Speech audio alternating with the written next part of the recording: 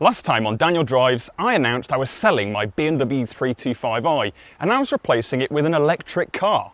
But before you all turn off, let me assure you that my new car is no dishwasher. Because welcome to my new to me Polestar 2. I'm Daniel Achterhuis and you're watching Daniel Drives.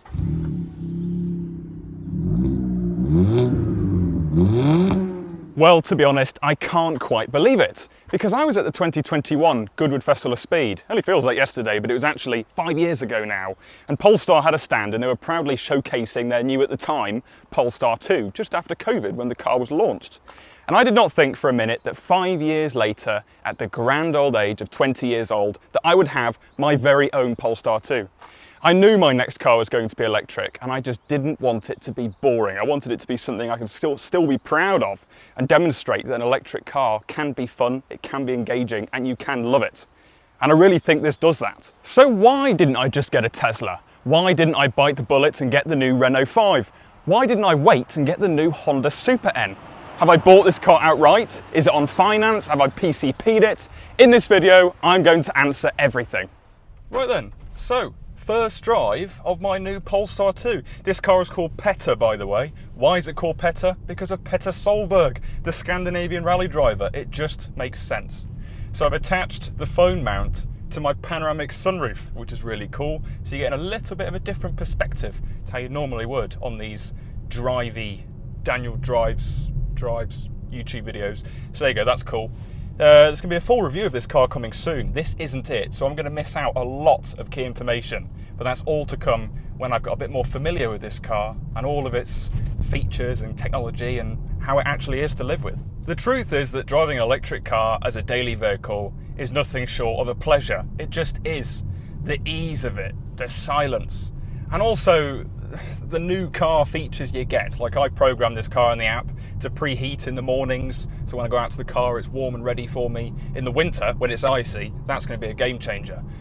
You can set it to do your heated wheel, heated seats, whatever. It's even got cooled seats, this car, and heated seats in the back, all stuff that you'd expect on a Bentley, so it's really quite cool.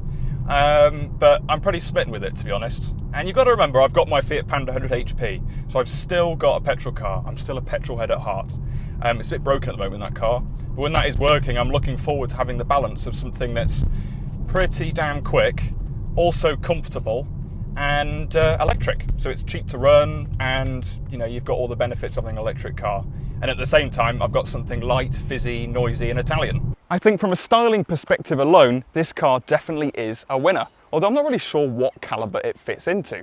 Is it an SUV? Is it a hatchback? Is it a saloon? I really don't know. But quite frankly, I don't care, because it looks good. It looks really aggressive and purposeful on the road, but not in an offensive way. And I just like everything about it, really. When this car was announced, I liked it a lot. It's very recognisably Volvo, even though Volvo are very keen to say this isn't just a rebadged Volvo, it's a Polestar. It basically is a Volvo, let's be honest, but it's got massive 20-inch wheels and stuff. It's got really streamlined frameless mirrors. I just think it looks great. And the rear of the car is pretty great too. Following these on the motorway, these look fantastic, especially at night time, because you've got that LED light bar, which does all sorts of fancy sequences when you unlock and lock the car. But one thing this car has over the Tesla Model 3, obviously one of its main rivals, is the fact it's got a hatchback boot. It is not got sort of the saloon boot where you can't get to the back seats or anything. And I just think that is a massive pro, really. It's got an electronic boot. I can take or leave that, really. But for now, the novelty is, yeah, very much satisfying me. So which Polestar 2 did I get? That's really the burning question that a lot of you are going to be asking by this point of the video. Well, I knew I wanted a long-range car. The long range with the 78 kilowatt-hour battery. I just knew I wanted that because for road trips and stuff, it's going to come in very useful. My real dilemma was, do I go single motor, front-wheel drive, or dual motor, all-wheel drive? Now, my heart really said, go dual motor, because you've got a 300 kilowatt hour motors, obviously motor at the front, motor at the back, and that is about 404 brake horsepower, all-wheel drive. That's just stupid, isn't it, really? It's too much power, and I will demonstrate that a little bit later on in the video. But the benefit of a single motor would be it's a lot more efficient. So when it comes to motorway driving, it will work out better. And it means you can drive further in between charges. Now, the newer Polestar 2s, the dual motors, do actually decouple the rear motor when you're on the motorway, but my budget didn't stretch that far. This is a 2020 car. It's on 77,000 miles, so it's reasonably high mileage, but electric cars handle high mileage pretty well. And yeah, this is kind of what the budget got me, but what a car. I mean, I didn't expect to find a car on the market with the Napa leather interior, because a lot of them have the sort of environmentally friendly black cloth. And I like cloth, I think it's quite nice sometimes, but I just wanted the luxury really, didn't I? But I'm glad I got a dual motor car now, because the power is addictive, and you can still get sort of low 200s miles of range. If you drive this car carefully, maybe 220, 230. If you're rinsing it, maybe just under 200. Depends how you drive, and also the conditions around you. If it's -10, for example, or if it's 23 degrees like it is today, it's pretty damn warm. But no, this is just perfect really, and if I could spec a new Polestar 2, this is exactly how I'd spec it. And unlike a lot of modern cars, including my mum's Renault Megane E-Tech, it's got proper door handles, not door handles that disappear into the door and freeze up at winter. It's really quite good. I'd actually reserved and organised to view a white Polestar 2, same spec, but it wasn't the Napa interior, down in Dunstable. But I read a lot of reviews from the dealer that really put me off the car. A lot of reviews that mention small claims court action stuff, and when you hear those words, I think you should probably run, to be honest. It's safe to say, especially with a car that was about 60, 70 grand when it was new. When it does go wrong, the issues are quite expensive. So I stayed clear from that car, to be honest, and I found this one, which, as it happens, was a lot more local. It was about 15 miles away from me, so I got very lucky with that. But for some reason, there's cars on the market that just all seem to be quite sketchy, and they seem to be sold by dodgy people, and I think the Polestar 2 is one of those cars. I think a lot of these cars that are on the used market now are ex-lease vehicles, so they've gone through car auctions and they've been bought by perhaps dodgy traders. So if you are in the market for a used Polestar 2, please do your checks. Do your background checks, look at the dealer reviews, and just make sure whether it's the right car. Right, so I mentioned it's a dual motor Polestar 2. That means it's very quick, again, just over 400 horsepower, 0 to 60 in a claimed 4.5 seconds. That's just stupid, isn't it? Let's be honest. So I've got it in drive, there's no sport mode or anything, so I'm just gonna floor the throttle, floor the brake. Are we ready? 3, 2, 1. Jesus Christ. And there's 60. Wow, that is insane. And obviously all-wheel drive, so there's no scrabbling of the front wheels or the rear wheels or anything. It's just no delays, no hesitation, it just launches. And that instant torque, any speed, wow. It's a proper license loser, you've got to be careful. So why didn't I buy a Tesla? That's going to be a big question, and a lot of the Elon fanboys are going to be asking that question down in the comments, no doubt.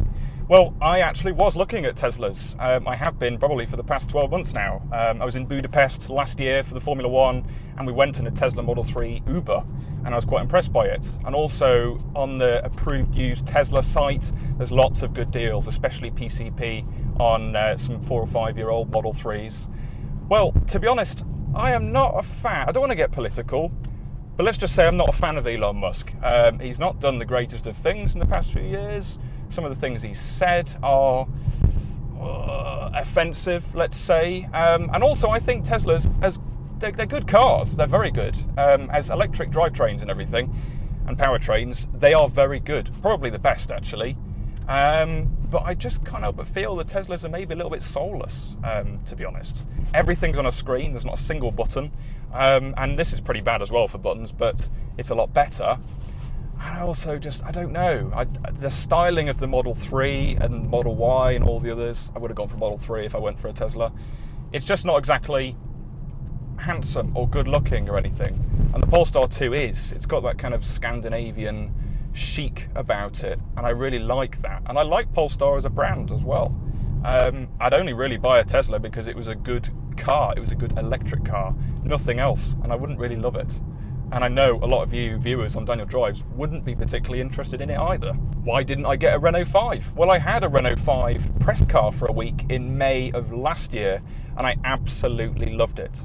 And I can assure you viewers, I have been obsessing over Lease Loco and all the other leasing sites, leasing.com and all the others, not sponsored. looking at Renault 5 lease deals, and they were looking pretty good. But my mileage is going up in September because of university, and to have my mileage at about 20,000 miles a year, the lease cost would be quite expensive. And I can't really justify spending £300 a month-ish on a car to just give it back at the end, and I don't own it. So that goes into the question really, how have I afforded this car? I like to be transparent with this because I like to show other people that it is possible to be young and be in a car like this if you're sensible and you do a lot of maths beforehand. You've got to be sensible. So this car was advertised for £16,000. Scary amount of money. It really is, and I did not think that after 3 years of driving I'd be buying a car worth £16,000. Obviously knew it was a lot more. Now, the truth is, I paid half of that. I'm getting very personal now with you viewers. I paid half that, and I got the other half on a personal loan. Not a HP or anything, just a loan from the bank. And per month, over 3 years, I am paying the same, and actually less in September, than I am or will be doing for petrol. So it makes sense. Instead of spending £200 to £300 a month on petrol, like I am at the moment, or was, that just burns away, I'm putting it into an asset which I then keep at the end, and then I can sell and get a lot of my money back. It's not going to depreciate much more than it already has. And also, I'm not tied into any deals or anything. After 6 months, if I decide maybe I want to try something different, or I fall out in love with this car or anything, which right now I think is unlikely, then if I want, I can sell it and I can get something else of similar value. So it opens my options up, and I know getting a loan at 20 years old is probably frowned upon by a lot of people. But it makes a lot of sense if it's an electric car, I believe. And if you know you've got a stable income ahead of you, and you know you can meet every loan repayment, then it probably makes a lot of sense, really. Now, in the past, I have said I'm not a massive fan of cars with massive touchscreens, and I still stand by that. But some of them are good, and I believe the Renault infotainment systems are some of the best actually on the market because they're operated by Google. Well, the Polestar 2 was actually the first car to team up with Google with a Google infotainment system. So it all works really well. Obviously, you've got all your drive stuff there, and you can adjust your steering sensitivity, your one pedal drive, your creep, everything else. But also it's Google, so it works, to be honest. You've got Google Maps and everything. You can download your app, Spotify on the car, do whatever you want. And obviously it's got a Google Assistant. My God, that's a big tractor. I've been very scared about curbing wheels and stuff since I got this car. There we go past. But it can do stuff like, okay Google, what's the time? It's 5:07 p.m. There you go. So that's just a little useless way to demonstrate it. I'm not going to say take me home or anything in case it announces my address on the internet. But so far, I've done about 200 or 300 miles in this car, maybe 200. And I've been impressed with the system. I really can't wait to do some long journeys in this car. It just strikes me as a proper mile muncher. The suspension is firm, a lot firmer than, say, my mum's Renault Megane E-Tech. But I'd say it's probably comparable to my 3 Series in terms of firmness, to be honest. German cars tend to be a bit stiffer. The seats are amazing, the steering feels great, and this also is the Plus pack, and also it's got the Pilot pack, so it's got adaptive cruise control as well. One thing I really like is when you put it into reverse, the side mirrors dip for me, and then I've got a 360 camera, which tells me exactly where I'll end up, and then I can choose the rear view camera if I want, front camera, even side view. So when you're parking, you can see exactly where you are on the lines. It's genuinely useful. I've driven a lot of electric cars in my time. I've been very fortunate to have experienced quite a few now on YouTube, but also just for personal pleasure. Or family cars or anything like that. And this so far is probably up there as my favourite. It drives really well, and if you're a car enthusiast and you like spirited driving, the instant torque and handling of this car, bearing in mind it weighs over 2 tons, is really, really impressive. So far then, there's absolutely no regrets. I'm really loving this car. Just really hoping it doesn't go wrong though, because it is out of warranty. Polestar offer a 100,000 mile battery warranty, so that's still covered for another 23,000 miles. But it's out of the general warranty, so there's common issues like rear drive shafts that can be expensive when they start sort of clicking. Also creaky steering, top mounts, that's all quite expensive. But I did all the checks on this car and it's good. There's no alarm bells whatsoever. Yeah, the one thing that is going to be costly is tyres, because when you've got, I think, 660 newton meters of torque and you're doing 0 to 60 in 4.5 seconds at every traffic light, you're going to be shredding through the tyres pretty quickly. And these have got Contis, and if I replace all 4 like for like, it's going to cost £1,000. So do subscribe to the channel, please. It helps a lot with the revenue. So there we are then, my new car, new to me anyway, my Polestar 2 dual motor. I hope you're impressed, because I'm pretty impressed after my first few days of ownership, and I'm really looking forward to disproving some of the EV naysayers, or who knows, they may be right. It might be an absolute catastrophe. There's going to be some really long trips in this car, so you can expect lots of regular updates here and there on the Daniel Drives YouTube channel. And also my full review on this car coming soon. I just want to live with it for a little bit, get to know some of its gripes and some of the stuff I really love about it. You know, some of the stuff you don't get after just 3 or 4 days with the car. So for now, remember to like and hype and comment on the video, do all the usual bits. Follow me on social media at DanielCars05, and I will see you very soon. Just parked in my usual filming location with the Polestar, and what turns up but a rather nice Porsche Taycan. Who knows, at this rate, that might be the next car.